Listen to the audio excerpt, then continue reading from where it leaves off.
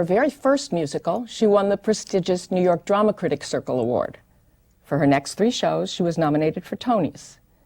Is she a director, a choreographer, a designer, an actor? Welcome to Women in Theater. I'm Linda Weiner, theater critic of Newsday, and our guest today is Jeanine Tesori, composer, the rare woman to have broken into the big time and one of the very brightest of the bright new musical voices.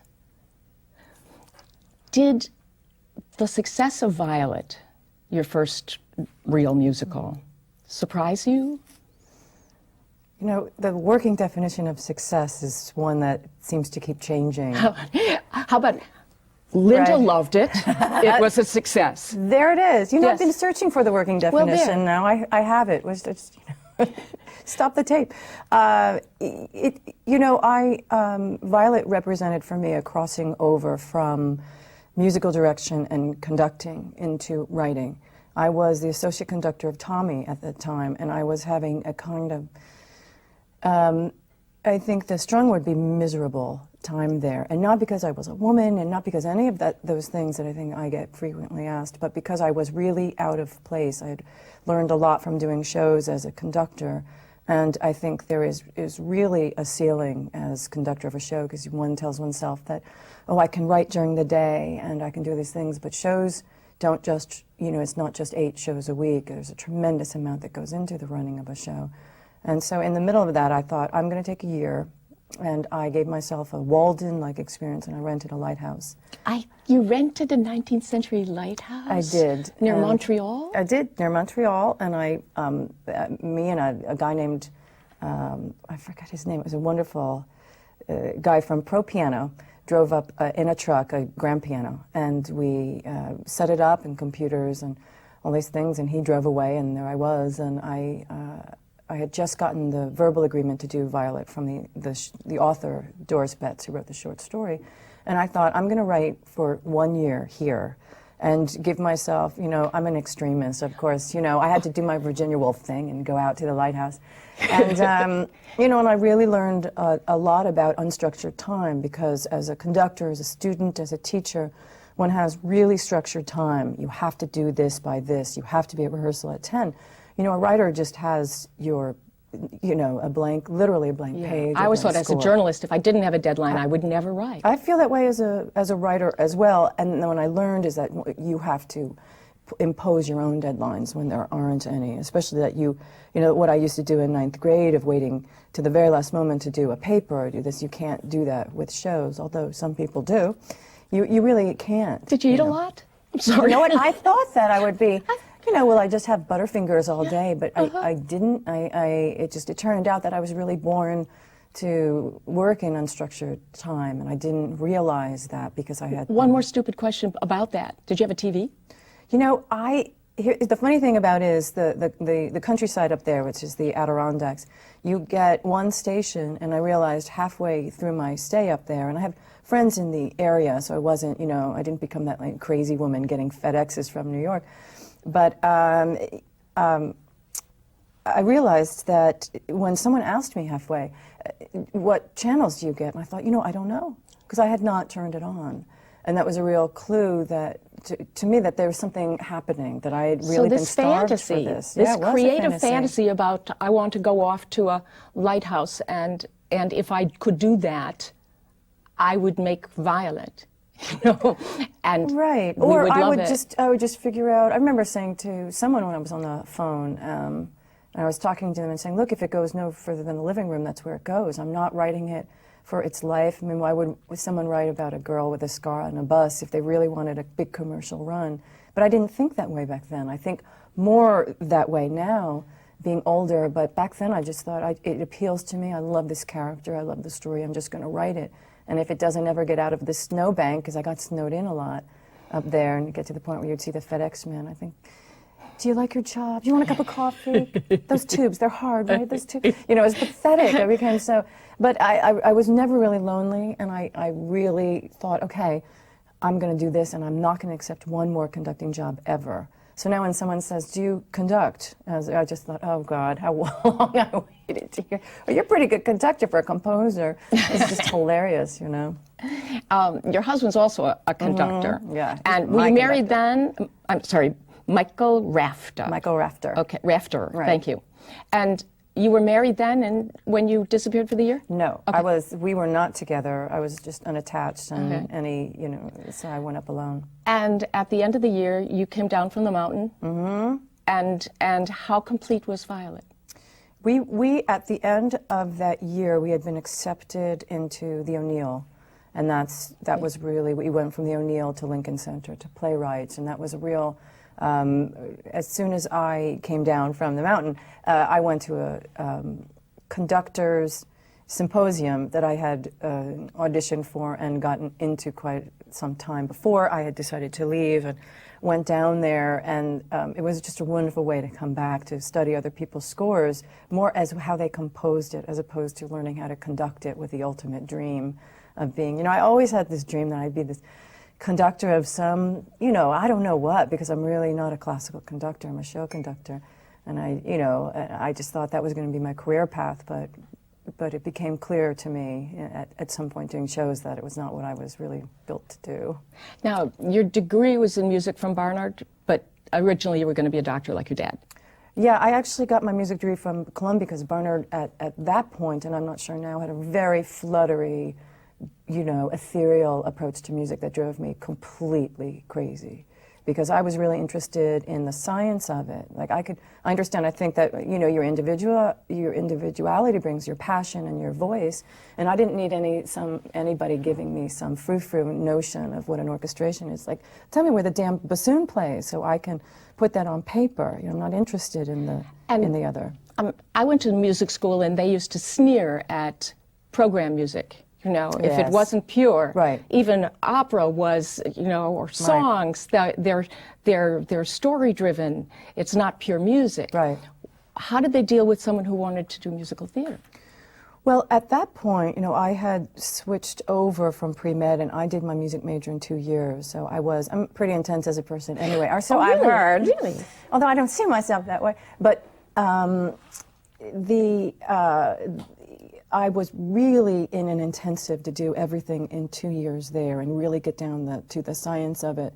I was also working as a conductor at that point on an off-Broadway show. So if they did that, I really didn't notice. The professors I had at Columbia were fantastic, and really they responded to, you know, at that point it was almost switching from organic chemistry to species counterpoint was not, it used the similar part of my brain because it was intervallic and math-based. Yeah. And I really needed that. I really needed that kind of training, solid training. And then I just thought, well, I'll develop the rest, you know, as I just get older.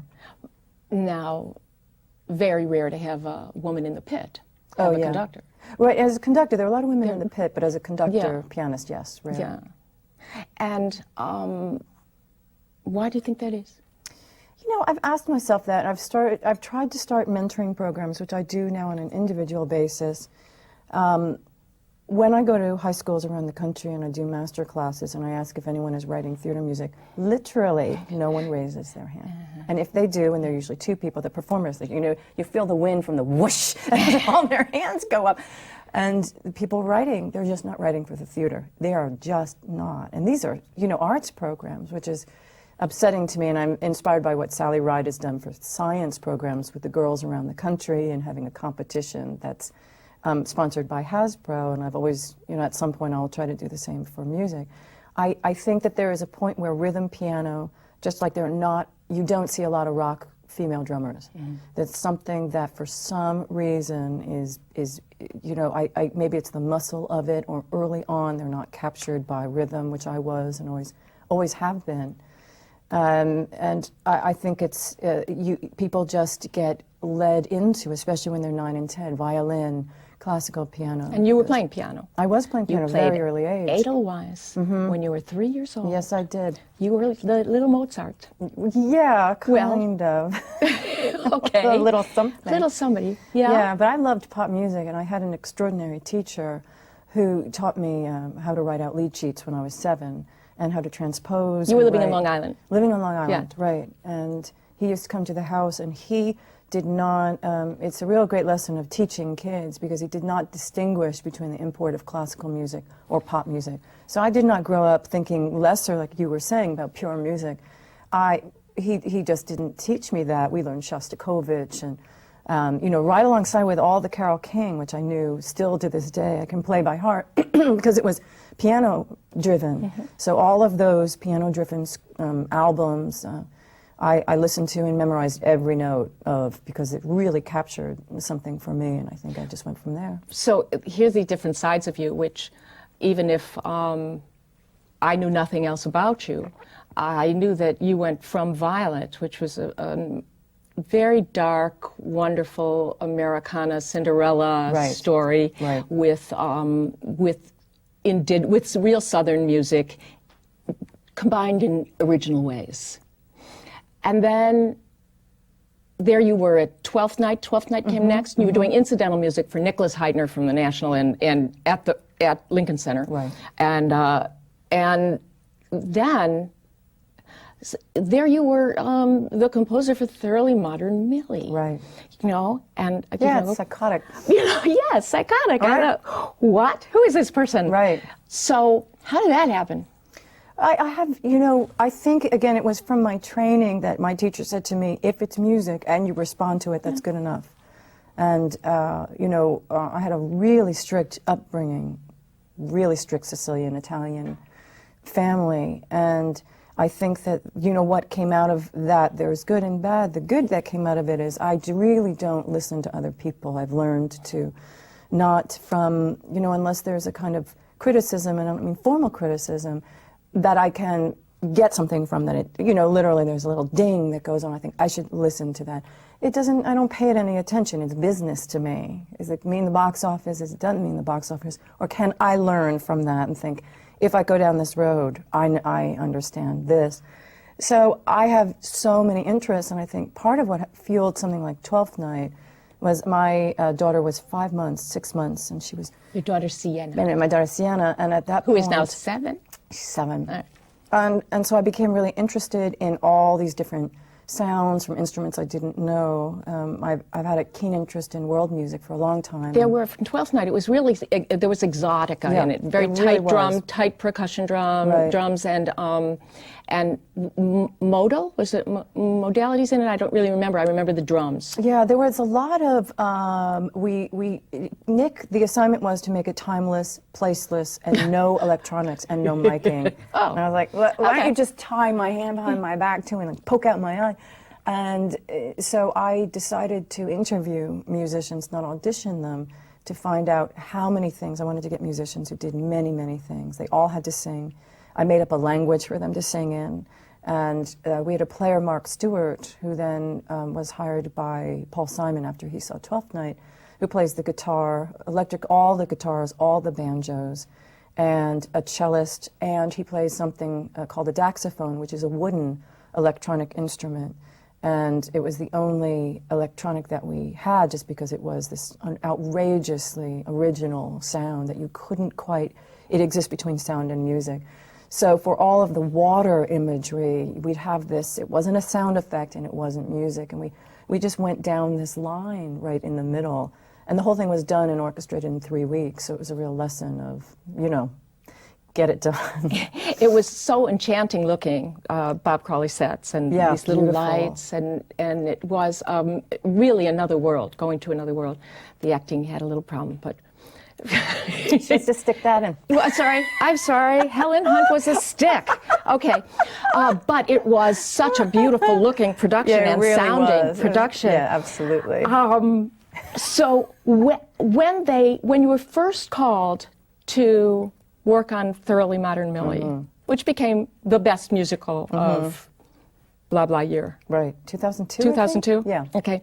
At the beginning, they were going to be using just American Songbook, right? Yes. They had... Yeah, they basically hired me as an arranger. Okay. And a music supervisor, because I had done so much dance arranger work, and dance music is, you know, a lot of people think it's the lowest of the totem poles, but when I did it, I didn't find that, because I used to contribute as a collaborator. That was the fun of it, is you get to visit another team, and you don't have to put in the 4 or 5 years before that. So Yeah, it's I'm quite always nice. these. We'll get back to that, but when you brought up the arranger, dance arranger, and music arranger, do you write then connective tissue in someone else's voice? Yes, you really do. That's You literally, you know, you have to almost become another composer. And when I was conducting and studying conducting, which I really did publicly, it was, you know, based on public humiliation. Because the only real way, I think, to learn to conduct is to just do it and fall on, you know, your face and leave a trace of, you know, eyeliner on the ground. And I think that the great conductors got so deeply inside the music that it wasn't really about their beat. When you look at Von Karajan or Bernstein, you know, there's this Kusevitsky. It wasn't about the clarity of beat. It was that they had so clearly gotten inside another person's voice. It was as if they were writing it, and so the players follow as if they were writing it, you know, defining it as they went, as opposed to following, which doesn't interest me, because that's obeying, and that's, you know, boring, I think. So they, when I've done Mistress arrangements, Jeanine, doesn't appeal to you, yes? well, I can't say it doesn't appeal to Okay. me. But the idea of arranging was just fun, because you get to visit someone else's voice, and I did a ton of shows: How to Succeed, Secret Garden, Sound of Music, and it was really a fun kind of thing to do, and then you're done, which is lovely. You walk away from it having had some kind of experience for a couple of months. And so you thought maybe that's what you were going to be doing with Thoroughly Modern Millie, which seemed to be a totally ridiculous idea for a musical. yeah, It sure. wasn't a good movie. No. It was a loopy movie Right. in 1967, and it had a couple of songs, and Julie Andrews in it. And, Right. and then you guys just took it and made it something, your own loopy. We did. We had a great time. You know, and the history of something, which I think often happens with projects, that they really trickle down. They did Millie as a movie because they couldn't get the rights to the boyfriend. And Julie Andrews was this huge star, and they had her for 3 months to do a shoot. And they had no product because they would not get the rights. So they literally made this story up. It didn't make any sense. It made no sense. She was a British actress with a British accent from Kansas. And the white slave trade. It was hilarious. Yeah. And they wrote it at night, and they shot it during the day, and they used all of these. You know, and I think that loopy quality gave it some weird structure, but she was so good in it. And it was really based on her performance. As I think a lot of Mary Poppins, in a way, you know, that character doesn't make things happen. It's really about the family, and yet she's so winning and beautiful, and close up the camera goes in. And I think the same thing was true for Millie. So we go from Thoroughly Modern Millie to Caroline or Change. Serious musical with a book by Tony Kushner, sort of autobiographical, about a little boy growing up Jewish in Louisiana. Directed by George C. Wolfe. 3 of the most interesting, talented, you know, people working. What kind of collaboration was that?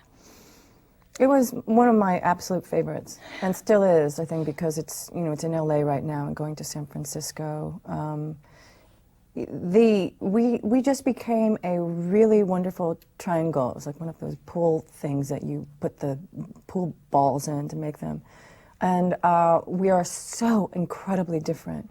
And it was clearly the collaboration that was going to work or explode.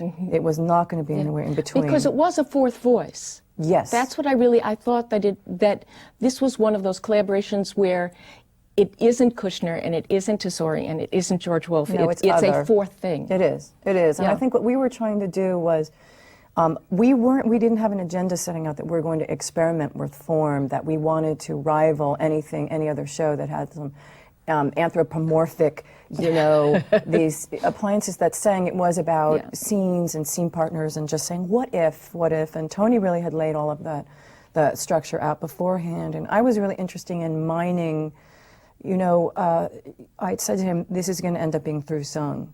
And he said, no, it's a book musical. And I said, it's really not. It's really through composed. It's really right? through composed, but he didn't write it that way. He wrote it all in verse, and it wasn't until we workshopped Act 1 where he said, look, it's what happened. It just found itself in this voice, and I think it separated. It was interesting. People loved it or championed it or really didn't like it. And that was kind of exciting, too. I mean, you want everybody to love everything, but there was an extreme reaction to it, which I found very interesting. And yeah, I'm just so jealous that you got to work with Tony Kushner all the time. This is not an honorable thing for a critic to say, because obviously, you know, we're on different sides, but of the whatever. But he's so brilliant. And he's a real and mensch. so much fun, and a real mensch. He really is. A real He's mensch. a generous spirit, and our fights were really good. I would bet. They were really good because they Yeah. were never, I feel, as close to him and in a way, and I've never left, or there are very few collaborations I've left because it doesn't interest me to have, like, you know, a friction-filled time based on ego. It's so boring. It's like, give me a really good debate about why something should work or not, but don't puff up like the Michelin, you know, guy. It's just like, you know, yawn. You know, tell me why something you have passion for something to work or not work. The other is just like, oh. Your daughter calls him Tony Krishna? Krishna. I think that's so good. Yeah, and that's pretty so apt. good. Now, are you working with him on something else? We are. We're just starting to outline a new piece. And we're hoping that, you know, HBO has the film rights to Caroline. They want to do it, so. How sad are you that you didn't get to write the music for the opera Angels in America? Oh, no, I'm not sad about it. Yeah. I think that, you know, I've toyed with setting parts of it, but it's so beautiful. It is. I love it as a play. I don't think I'd really want to touch it. Do you really read it aloud every New Year's Eve? Yeah, I really do. It just reminds me, you know. Reminds me. You don't go to the theater much? You know, I became a Tony voter last year. Oh, okay. So, Welcome to my world. yeah. Nobody knows the trouble we've seen, right? You know, I don't really enjoy having to, you have to go see things because if you're voting, you have to go see them. But I look forward to not being a voter anymore. It's not about seeing them for free, but I just, there's a lot to go, and I'd really much rather, because it becomes voices in your head, and I really like silence at home, you know, and when our family is just quieting down, that's my favorite time. I don't blast any kind of music because I start working. It's really hard for me to just stop. And I think that's the same for, I love going to plays because I don't have to, it's really just at this point very difficult for me to not start, oh, look what they, oh, that key. You know, but you know, it's just, it's not I can't really enter the world. Well, this of season so far, you're in luck because there haven't been very many musicals. But although this is we're right now in December of 2004. Right. But I think in the spring season there will Yeah, be. You're going to be in trouble then. You're going to have to go. Right. I'm going to have to. You're going to have to go. Just do it. Do you despair when people despair about the American musical theater? Oh, blah, blah, blah. Thank you. Okay. Yeah, I mean, they've been doing that forever. Yeah. It's just a different kind of despair now. It's like, you know, I get very short with it. It's just like, shut up and write. You know, for all the people who are despairing, you know, Sondheim said they despaired when he was writing, that no one was writing like Jerome Kern. It's always going to be something. I think the truth of it is that the reality is it's much more of a tourist audience, and that's a reality. That's very different. I don't despair. I just think, well, you know, that is what it is. There are certain things, you know, that are wonderful, and I think part of it is that the talent pool has gotten so strong for people who have really been able to act and sing and really be able to move really well. The musical theater talent in New York City is extraordinary. And there's this group of fascinating composer, lyricist, musical makers now. Right, and it's each one different. Yeah. Each one going out on, you know, a different edge. And so I think it's a much more interesting time in many ways, where time is rushing by. And I just wanted to ask, I had this image because I read something that you said when you were conducting Secret Garden, the little girls would all come at intermission and want to talk to you in the audience. How great is that? What did you tell them? It's pretty great because I started conducting because I saw Linda Twine on stage doing the Lena Horne show. And that first image of her is just absolutely a Polaroid inside my head. And she's a very good friend of mine now. And I think that, you know, little girls or young girls, I was 19, 18 at that point, because I started conducting when I was 19. I really needed to see, you know, the visual of it for some reason. There was something about, you know, she was very much in charge, but she was wearing a dress. And it wasn't this, like, you know, backless. I mean, she's a fierce woman, very feminine, very fierce. And I needed to literally see that. And I think it's very different than reading a bio or saying, when you see it in action and you think, oh, it just stays with you. I think a very long time, and it did with me. And then when she conducted Caroline on Broadway, it was this unbelievable circle, you know, that happened. And so I was really pleased about these girls who would come up and say, I didn't know that. And it's just one more thing, you know, that you just have to really be out there and present. Yeah. I mean, it's hard to believe that this is news, isn't it? But it is. Still it news. Is. So anyway, Jeanine Tesori, so glad you're here, and Oh, it's so my glad you're out there pleasure. making musicals for me. I'm See, trying. I'm jealous. I'm just very possessive here. You make musicals for me, right? And the other little girls. Thanks so much. Oh, it's a and thank pleasure. you for being here. On behalf of the League of Professional Theater Women, I'm Linda Weiner, and this has been Women in Theater.